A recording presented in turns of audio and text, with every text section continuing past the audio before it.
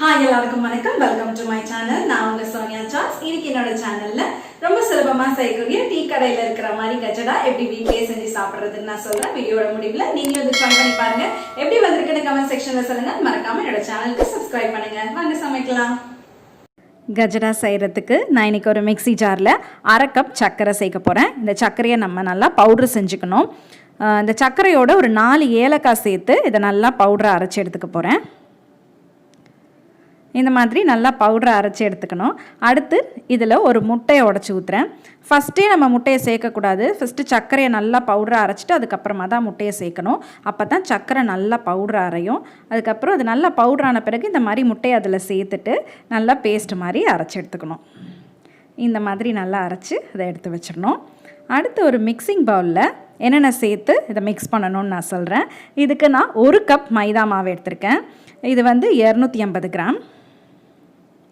அதில் 2 table spoon ரவை சேர்த்துக்கிறேன். ரவை சேர்க்கும் போது இன்னும் கொஞ்சம் நல்லா கிறிஸ்பியாக வரும். 2 டேபிள் ஸ்பூன் ரவை. அடுத்து 1 டேபிள் ஸ்பூன் அரிசி மாவு சேர்க்குறேன். அடுத்து 1/4 டீஸ்பூன் பேக்கிங் சோடா சேர்க்குறேன் நான். அடுத்து இதில் 2 டேபிள் ஸ்பூன் நெய் சேர்க்குறேன். நெய் சேர்க்கும் போது அந்த ஃப்ளேவர் இன்னும் அருமையாக இருக்கும். அது நல்லா வரும் நெய் சேர்த்து செய்யும்போது.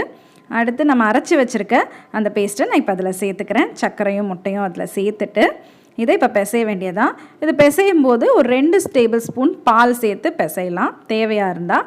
அப்படி இல்லைன்னா அந்த முட்டையோட மிக்ஸ்சரே வந்துட்டு பிசையறதுக்கு கரெக்டாக இருக்கும். ரொம்ப தண்ணி எதுவும் சேர்த்துடக்கூடாது. பால் இல்லைன்னா தண்ணி லைட்டாக சேர்த்து இந்த மாதிரி பிசையணும்.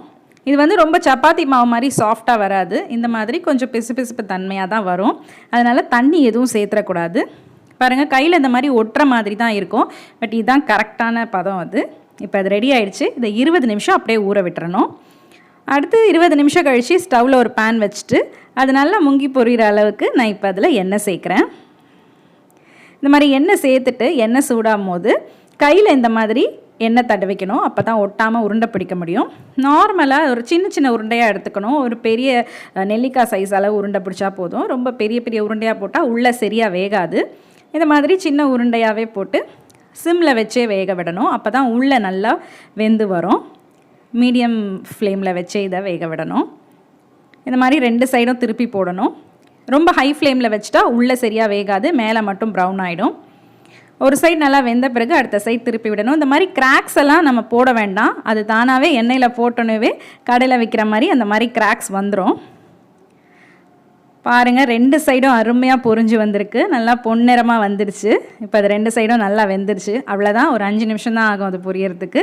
சுலபமான டீ கடையில் விற்கிற மாதிரி வீட்லேயே செஞ்ச கஜடா தயாராக இருக்குது. நீங்களும் இந்த ரெசிபியை உங்கள் வீட்டில் ட்ரை பண்ணி பாருங்கள். எப்படி வந்திருக்குன்னு கமெண்ட் செக்ஷனில் சொல்லுங்கள். மறக்காமல் என்னோடய சேனலுக்கு சப்ஸ்கிரைப் பண்ணி பெல் ஐக்கான் ப்ரெஸ் பண்ணுங்கள். அப்போ தான் என்னோடய எல்லா நோட்டிஃபிகேஷனும் உங்ககிட்ட டைரெக்டாக வந்து சேரும். தேங்க்யூ.